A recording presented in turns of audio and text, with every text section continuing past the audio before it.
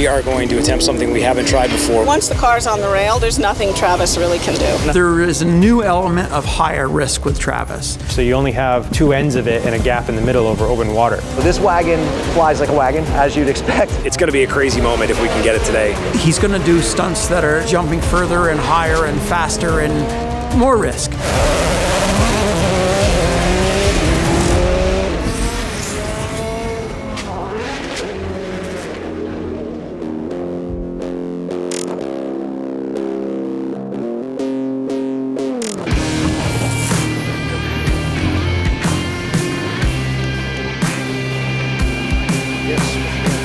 We are going to attempt something we haven't tried before, which is a rail slide stunt. Travis is going to go off the end of that drawbridge, which is going to be just a little bit up from its flat position. He's going to slide along a couple of lengths of rail that have been set up on top of concrete barriers, and then he's going to drop the flat back onto the road.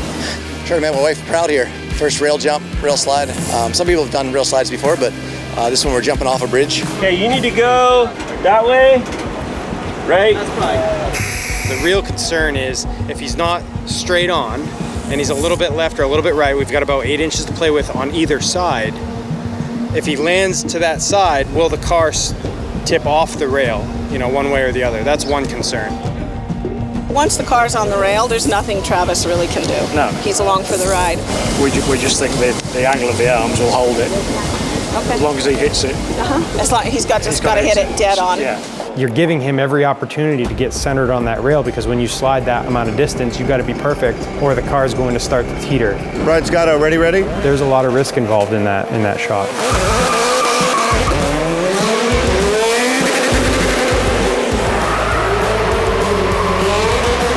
Travis actually had no visual of the rail itself until the moment he's getting onto the rail.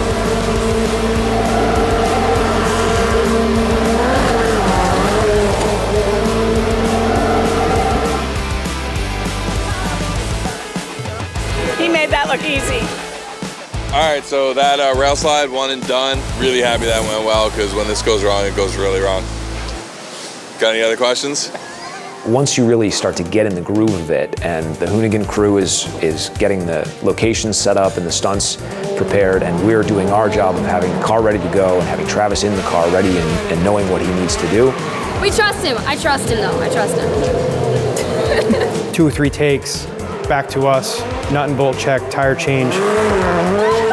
During that time, the film crews move just 1 block over because that's the next location. Right, do it, lock it down, get it done. And you check a lot of locations off in a pretty quick amount of time. We got into a very good groove on the second shoot and banged out a lot of really good stunts over the course of kind of the middle 2-3 days of the shoot. That's the best jump that thing's ever done. Yeah, right.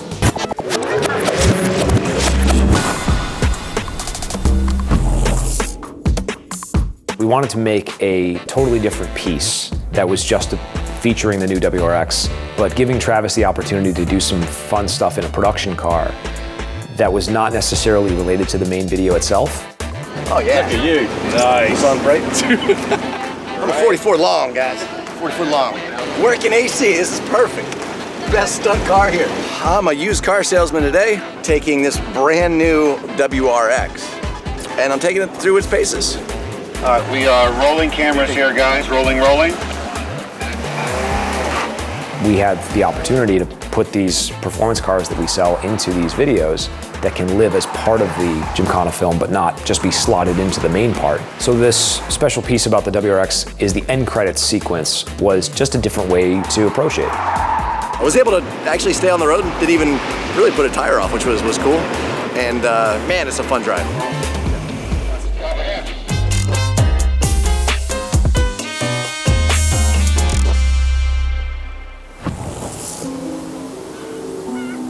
So this is the setup for the last big moment of the Gymkhana 2022 video. It's a bridge gap jump with a helicopter passing through the gap in the bridge while Travis jumps the car over. It's gonna be a crazy moment if we can get it today. We were here in January and we were hoping to get this jump, and we were turned down by the city of Marathon. So the way the reshoot worked, Hoonigan had the opportunity to go back, get everything sorted out, work with the local government to make sure that we could do this. And as part of that, Hoonigan made a donation to the local municipality to help build and update a skate park, which is a really cool thing. You know, the stuff that will be built with the money that was donated will stay there for a long time, and it'll leave a better impression than just showing up, filming, and leaving. So in a way, the delay in our filming has provided us the opportunity for this spectacular jump. Don't worry about this. This isn't going to happen. It's here. It's over here. When the series switched to Travis, and you had to find that new feel, you naturally lean on, what is Travis's MO? Well, Travis's MO is jumps. So Travis is trying to one-up himself. And that means the risk goes up, and the potential for things to go badly wrong goes up as well. There is a new element of higher risk with Travis. He's going to do stunts that are jumping further and higher and faster. Sometimes I don't think some of the stunts he does gets like the reward that it deserves for how dangerous it is. Do I look stressed? I'm not cavalier about this. There are definitely potential consequences. If you don't make it, first of all, you'll have injury hitting the ledge. Second of all, you'll be dumped into water. That's if you don't hit the helicopter. This is the first time I've had a car jump over a helicopter. Yeah, it's first time. We got about approximately a 60-foot gap, and the rotor system's 25 feet. And so we have a tight fit in there. You got to be centered up on that. This particular ramp was built for the Maryland road jump. Speaking freely here, you would think that that means the jump is absolutely perfect. We're using the jump from Gymkhana 2020. I believe that this might be that jump's last performance. Good junk. We're leaving it here. It takes a lot of wood and a lot of shimming to make this ramp work. We want him to air on the farther side and the high side rather than air on the low side, and you know, we don't want him in the water. So it's not my favorite ramp, but we're going to use it. So when you get it on set, and this is a known thing, we had to shim it, we had to brace it, we had to make it a certain angle, all to match the trajectory needed to clear this helicopter, to clear the jump. You could use all kinds of really cool devices. But this one never breaks. I always keep this one with me, because if the world was to blow up, this one will work. You'd still make jumps when the world blew up, or? Right, but we still want Travis to jump even if we have an apocalypse, right? For the car, we have calculations, but it's very important to still do actual testing, especially with a jump that's doing something as big as this. We've done real-world testing. We did a shakedown at an airport here in Florida. So today is jump test shakedown. Bulge and plug. I mean, the good thing is he's clearing it right now. Just barely. But just barely. What you see here on the ground is distance markers. Red is death. Red is basically crashing into the back of a bridge. Instead of showing up and just getting the job done, now we're showing up and we're trying something months in advance on a more secure location where there is no water underneath you. If you give me a couple minutes, we can pull the card and tell you an exact speed on the data. I really don't care. This wagon flies like a wagon, as you'd expect. So we hit it about 120 miles an hour, got about 120 feet. I think 108 is how far we need to go. So we're pretty spot on here. All right.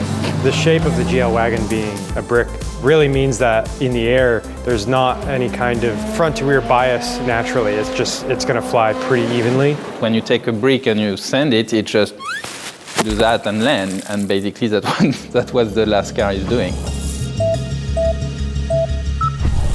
Contrary to the GL wagon, the Air Slayer had a lot of downforce front to rear, and we had to play with that attitude in the air a lot more than we're playing with it with the GL wagon.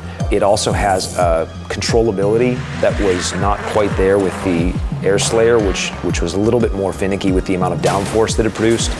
Every film is almost becoming a one-up of the previous film. Otherwise, you start to lose relevance in the series. It's just finding that right balance between the car is capable of it, it's safe enough for Travis, and the shot is cool enough that, you know, the fans are going to enjoy it.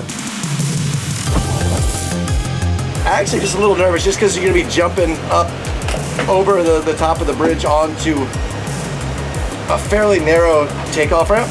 His plan is to go straight, and then the road has that right-hand bend, so he's gonna go straight, make one turn, and then that'll keep him straight to the ramp. That's his plan right now. We saved the real dangerous stuff for the very end, because you don't want to ruin the car at the beginning of the shoot. It was a real high consequence stunt for Travis in the car. You're trying to think of literally every single scenario and covering all your bases so that when it comes time to get this done, you get it done.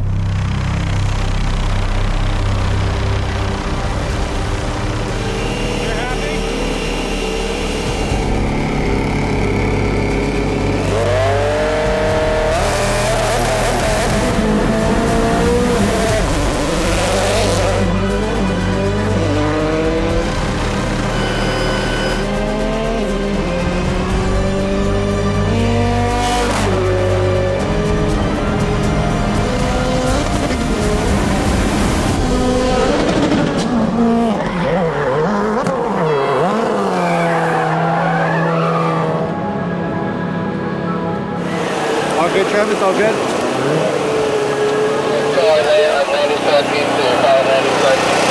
There goes! Thank you! Thanks, guys!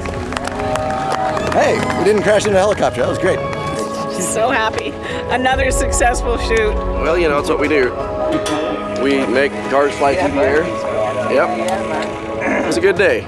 We are done. Feeling great. Super happy for the team and for Travis and for Hoonigan for getting this all done. The outcome from the shoot was really, really positive. I think we got every single stunt and moment that we wanted from that shoot. This was a long time coming, you know. We had to come down here twice due to that injury on the base jump, and it was like basically filming 2 Gymkhanas in 1 year, which is just absolutely an epic amount of planning and timing and hard work. It was a great job by the techs the entire time, and the fact that the car was very reliable and took pretty much everything we threw at it was a testament to how well those guys built the car in the first place. Tears of joy. Yeah. We get to go home to nice Vermont, cold weather. Cool down. You couldn't really ask for a better group of guys to work with or be surrounded with awesome talent. I'm definitely happy with the results. Yeah, it's good to get it finally finished. Travis is absolutely amazing at what he does. We do the best we can to support him, and he goes out and he hits a home run every time.